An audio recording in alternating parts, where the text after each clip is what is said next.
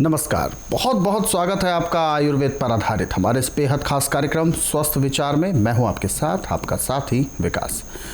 दर्शकों, स्वस्थ विचार एक ऐसा कार्यक्रम है जिसमें आपको ऐसी जानकारी दी जाती है जो आपके लिए न केवल लाभदायक ही होती है बल्कि आपके लिए वो जीवनदायिनी का भी काम करती है। यानी रोज़मर्रा की ज़िंदगी में कब किसको कौन सी बीमारी या रोग अपनी चपेट में ले ले ये नहीं पता होता, लेकिन उस रोग से निपटने के लिए हमारे पास हथियार होना चाहिए, यानी घरेलू उपचार बहुत ज़रूरी है।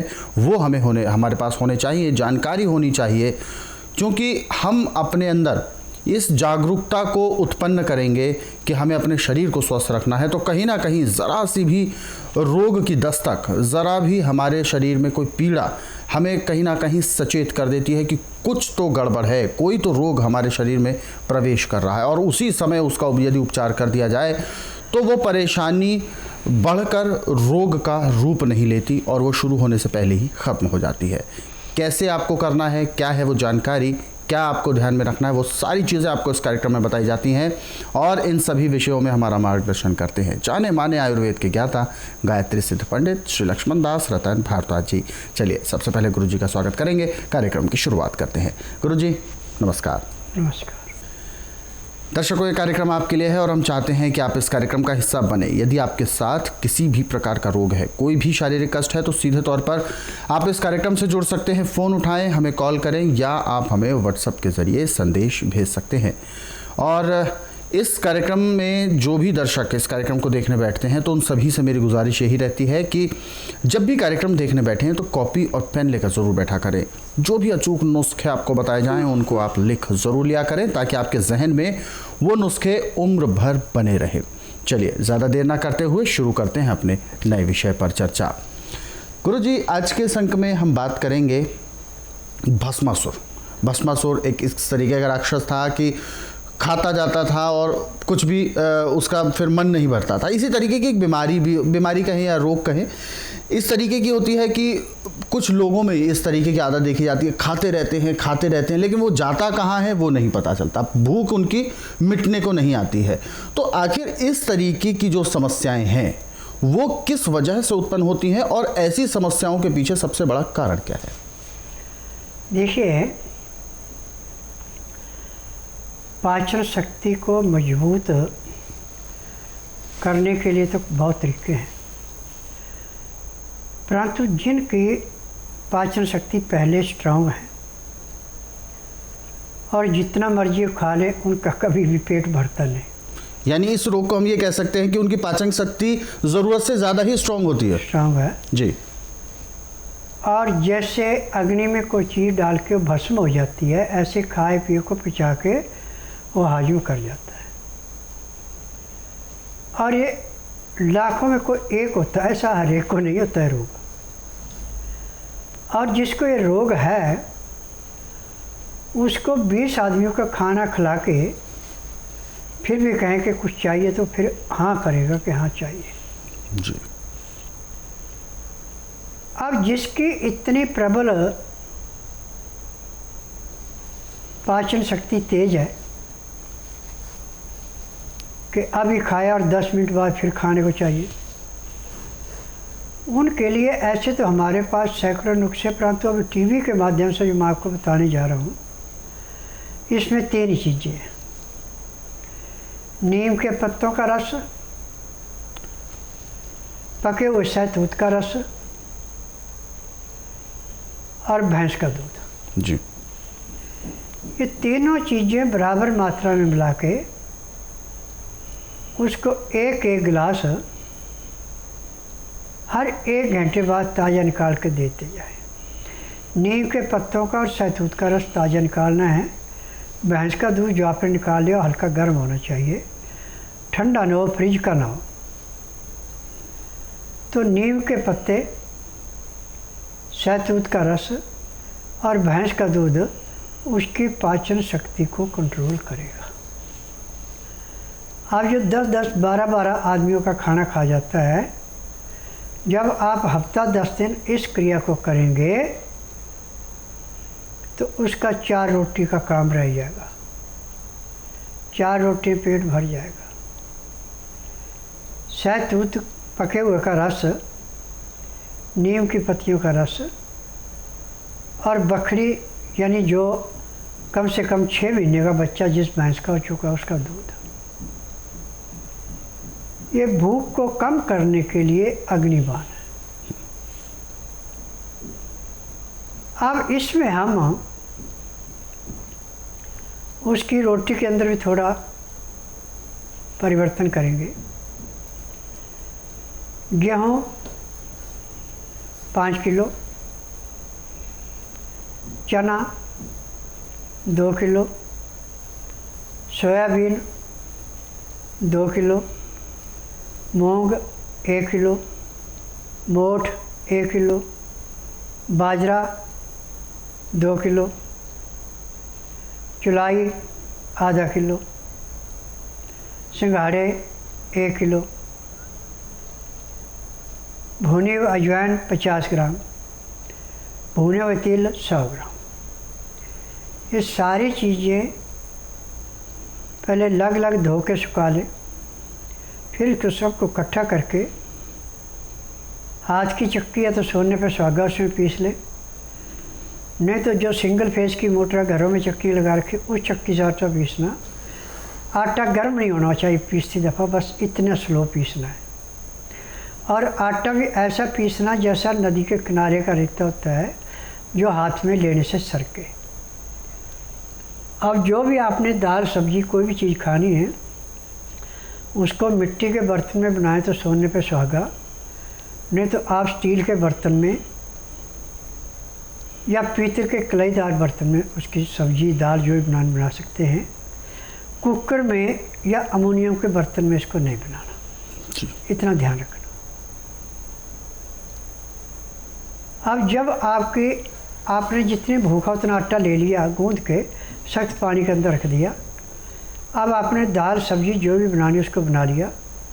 दाल सब्जी में छौंक नहीं लगना, इसमें काला नमक, काली मिर्च, जीरा, सौंठ, लहसुन, प्याज, अदरक वो भी कच्चा पीस करके मिलाना है। किसी चीज़ को भूनने की ज़रूरत नहीं है। और जो खाना खाते इसमें आपने पानी पीना है, कम से कम 2 गिलास, ऊपर कितना पी ले। 1 गिलास में 1 चम्मच लहसुन, प्याज, अदरक का रस डालना है। अब जो आपने आटा सख्त गूंद के पानी में डाल रखा था उसको पानी से निकाल के अब उसको दोबारा गूंदे, आटा बिल्कुल मुलायम हो गया आपका। अब अपनी दाल सब्जी जो भी आपने बनाई थाली में डाल लें और जो रोटी आपकी बनती जाए अच्छी तरह सेक के उस थाली के अंदर डालते जाएं। अब उसमें दाल में सब्जी में तरी दाल में जब डालेंगे तो रोटी गल जाएगी। वो ग्राइयाँ खाने की ज़रूरत नहीं है, वो जैसे सूप पीते हैं ऐसे पीनी पड़ेगी। अब 2-3 घूंट आपने सूप के पिए, फिर ऊपर से 2 घूंट पानी पिया, फिर 2-3 घूंट सूप के पिए, फिर 2 घूंट पानी पिया। पानी पीने में, खाना खाने में जब आपको 1 घंटा लगाएंगे तो एक तो आपका खाना भी बड़ा नॉर्मल पचेगा। मेरा नाम दयाराम है। मैं ज़िला टीकमगढ़ का रहने वाला हूं और मेरे को 10 साल से मेरे पेट में तकलीफ़ थी। उसका इलाज मैं झांसी भी करा चुका, ग्वालियर भी करा चुका, गांव में भी कोई मैंने वैद्य डॉक्टर नहीं छोड़ा, मुझे कहीं आराम नहीं मिला। मैं टीवी के माध्यम से बाबा बालकनाथ जी का प्रचार देखा, उसके माध्यम से मैं दिल्ली आया। मैंने एक अपना नवस दिखाया। नवस दिखाने के बाद गुरुजी ने मुझे दवाई दी और मैंने एक ही खुराक दवाई खाया। उससे मुझे मेरा पेट साफ़ हो गया, जो कि मेरा आज 10 साल से पेट साफ़ नहीं होता था। मैं शाम को 4 बजे दोबारा उनने देखा तो मुझे जो कमर में, पैर में मेरे दर्द हुआ करता था, उनने मेरी नसों को देख करके सही किया और मैं चलने से कम 2 किलोमीटर पैदल चले आया। मुझे कोई तकलीफ़ नहीं हुई किसी तरह की। मुझे पूर्ण आशा है कि मैं स्वस्थ हो जाऊंगा। मेरा नाम सुवर्णा मोहन मार्कर करके है। मैं पुणे से आई हूँ। मुझे स्किन का प्रॉब्लम है, सोरेसिस करके, और बहुत सालों से थे था, मतलब 3 साल हो गए सोरेसिस था मुझे। मतलब काफ़ी इलाज किया, बॉम्बे गई, एलोपैथिक किया, होम्योपैथिक किया, आयुर्वेदिक भी किया, पंचकर्म भी किया, लेकिन किसी से आराम नहीं पड़ा। फिर मेरी बुआ रहती है नासिक में, उन्होंने मुझे बताया कि बाबा जी का प्रोग्राम आता है, तू और दिल्ली जाके आ, तुझे फ़र्क पड़ेगा। फिर यहाँ आने के बाद पता चला कि बाबा जी बोले, नर्स देख के बाबा जी ने बोला कि तुझे प्रॉब्लम है करके, सोरायसिस है। फिर बाबा जी ने 15 दिन की पहले दवाई दी।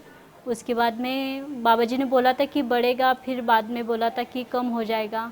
फिर उन्होंने दवाई दी। अभी मुझे 2.5 महीने हो गए मैं दवाई ले रही हूँ। अभी मुझे पूरी तरह से आराम है। पहले इचिंग होती थी, वो भी ख़त्म हो गई इचिंग करना, और पूरा ऐसा लाल लाल था तो वो भी ख़त्म हो गया। नाखून वगैरह सब मतलब ख़राब हो गया था। खाना खाना भी मुझे नहीं आता था। इफेक्ट आया सर। बाबा जी ने विश्वास दिया था, उसी विश्वास के साथ हम चले और दवाई पूरी ईमानदारी से खाई और परहेज किया, तो उससे पूरी 100 तक का आराम पड़ गया। बाबा जी ने बोला है कि बाबा औषध लेने की अब ज़रूरत नहीं पड़ेगी तुझे। फिलहाल कॉल है हमारे साथ लाइन पर, आइए उनसे बात करते हैं। हेलो। हेलो। नमस्कार। नमस्कार। क्या शुभ नाम है आपका? विनोद कुमार। विनोद जी, कहाँ से बात कर रहे हैं आप? हम बिहार से बात कर रहे हैं। जी, गुरुजी आपको सुन रहे हैं। सीधा गुरुजी से आप पूछ सकते हैं सवाल, कहिए। गुरुजी को सबसे पहले मेरा नमस्कार जी। मेरी माँ को लंग्स में कैंसर है और हम 2 महीने से टाटा में उसका इलाज करवा रहे थे। जी। तो उसको जो है 1 महीना पहले उसके 22 आज में पैरालिसिस मार दिए हैं। तो क्या वहाँ उसका उपचार है क्या? देखिए, यहाँ पे कोई रोग ऐसा नहीं जिसका उपचार नहीं है। मेडिकल साइंस में किसी भी रोग की दवाई नहीं बनी है। जब इसको कैंसर हो गया, जो उन्होंने दवाइयाँ दी हैं उसका साइड इफ़ेक्ट पड़ने से इसको जो है ये लकवा हुआ है, अधरंग जिसको बोलते हैं। यदि आप बुधवार छोड़कर गुरुवार से लेकर मंगलवार के बीच में इसको मेरे आश्रम में लाते हैं और जिस दिन लाना उस दिन रात्रि 10 बजे तक खिला पिला के दातुन कूला खुरा के बड़ी इलायची मुँह में चूसने के लिए देते हैं। सुबह 9 से 10 के अंदर इसका नामकरण कराते हैं। 10 से 12 में नाड़ी परीक्षण करूँगा। नाड़ी परीक्षण में पैर के तलवे से सिर के बाल तक की MRI, CT scan, X-ray, ultrasound, ECG, sonography सब कुछ 5 सेकंड में हो जाएगी। उसमें जो भी कमी आपके इसके शरीर में मिलेगी सब दवाइयाँ दी जाएंगी। दवाइयाँ खाने की हैं, पीने की हैं, मालिश करने के तेल हैं, आँख में, नाक में, कान में डालने की दवाइयाँ हैं। जब आप इस तेल की मालिश करेंगे, दवाई खिलाएँगे, तो कैंसर में भी और लकवे में भी कम से कम 15 से 20% का आराम जरूर मिलेगा। यहाँ पे हर एक रोग का जड़ से काटने का उपचार है। मेडिकल साइंस में तो पूरे संसार में सिर्फ बिजनेस है, रोग की किसी की दवाई नहीं है। जी, तो बिल्कुल ये सारी चीज़ें, ये सारी दिक्कतें बिल्कुल दूर होंगी, लेकिन इसके लिए आपको एक बार स्वस्थ विचार आश्रम आना है। अधिक जानकारी के लिए आप हेल्पलाइन नंबर्स पर कॉल कर सकते हैं। नंबर आपके टीवी स्क्रीन पर है। और दर्शकों, यदि आप इस कार्यक्रम से अभी जुड़ना चाहते हैं तो बिल्कुल भी देर ना करें, फ़ोन उठाएं, हमें कॉल करें या आप हमें व्हाट्सएप के ज़रिए संदेश भेज सकते हैं। नंबर आपके टीवी स्क्रीन पर है। चलिए आगे बढ़ते हैं अगले सवाल की ओर। और व्हाट्सएप मैसेजेस जो हमें दर्शकों ने किए हुए हैं उनसे बात करते हैं। ये मैसेज किया है दीप्ति अरोड़ा जी ने और अपनी माता जी के लिए पूछ रही हैं। उनको समस्या है, पेट में पानी भरता है, हफ्ते में या 10 दिन में पानी के लिए डॉक्टर्स के पास रूटीन जाना पड़ता है और ये शेड्यूल बन गया है। पिछले 3 महीनों से ऐसा ही चल रहा है, लेकिन इसको ठीक करने के एवज में डॉक्टर्स ने कहा है 2 साल का कोर्स है, उसको पूरा करना होगा। देखिए, 2 साल छोड़ के आप 10 साल भी लगाएं, कभी भी मेडिकल साइंस में इसका इलाज नहीं है। जो शरीर से, पेट से पानी निकालते हैं, इससे रोग बढ़ता घटता नहीं है। परंतु स्वस्थ विचार एकमात्र आश्रम ऐसा है, ना तो आपने मुंह से बोलना कि इसको रोग है, ना आपने कागज पत्र दिखाना। आपने बुधवार छोड़कर गुरुवार से लेकर मंगलवार के बीच में इसको मेरे आश्रम में लाना। जिस दिन लाना उस दिन रात्रि 10 बजे तक खिला पिला के दातुन कूला खुरा के बड़ी इलायची मुँह में रख के चूसते रहें। सुबह 9 से 10 के अंदर इसका नामकरण कराना। 10 से 12 में नाड़ी परीक्षण करूँगा। नाड़ी परीक्षण में पैर के तलवे से सिर के बाल तक की MRI, CT scan, X-ray, ultrasound, ECG, sonography सब कुछ 5 सेकंड में हो जाए। उसमें जो भी कमी शरीर के अंदर मिलेगी दवाइयाँ दी जाएंगी। दवाइयाँ खाने की हैं, दवाइयाँ पीने के, मालिश करने के तेल हैं। जब आप दवाई खिलाएँगे, मालिश करेंगे, परहेज से दवाई खिलाएँगे, तो जिस दिन यहाँ आएँगे उस दिन के बाद आपको पेट से पानी निकलवाने की ज़रूरत नहीं पड़ेगी। नॉर्मल इसको पेट साफ होना शुरू हो जाएगा, बाथरूम खुल के आएगा और इसका रोग महीने 1.5 महीने में बिल्कुल समाप्त हो जाएगा। परंतु नमक इसका टोटली बंद करना पड़ेगा और जितने दिन तक दवाई खानी उतने दिन तक कमीज सलवार पहननी है, नाड़े वाली सलवार भी खुली मोरी की पहननी है तो इलाज है। कहीं साड़ी पहन के आएगी तो यहाँ पे इलाज नहीं है।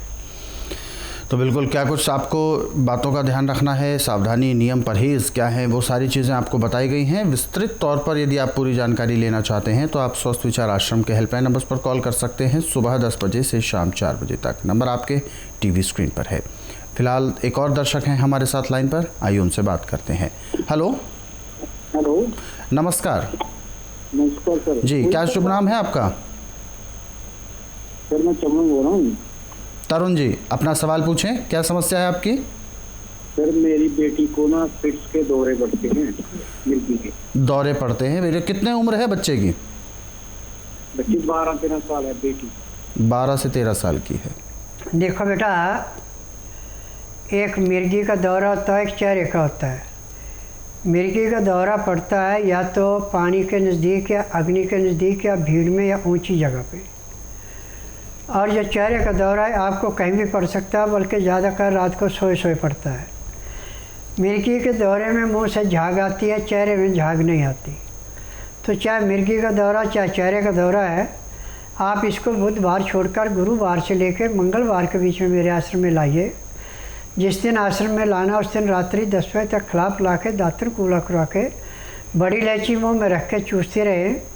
सुबह 9 से 10 के अंदर इनका नामकरण कराना। 10 से 12 में नाड़ी परीक्षण करूँगा। नाड़ी परीक्षण में पैर के तलुए से सिर के बाल तक की MRI, CT scan, X-ray, ultrasound, ECG, sonography सब कुछ 5 सेकंड में हो जाएगी। उसमें जो भी कमी शरीर के अंदर मिलेगी वो दवाइयाँ दी जाएंगी। दवाइयाँ खाने की हैं, दवाइयाँ पीने की हैं, मालिश करने के तेल हैं, आँख में, नाक में, कान में डालने की दवाइयाँ हैं। यदि दवाइयाँ आप नियम से लेते हैं, परहेज करते हैं, तो जिस दिन आप आश्रम में आएंगे उसी दिन से इसको दौरे पड़ने दिन प्रतिदिन कम होते जाएंगे।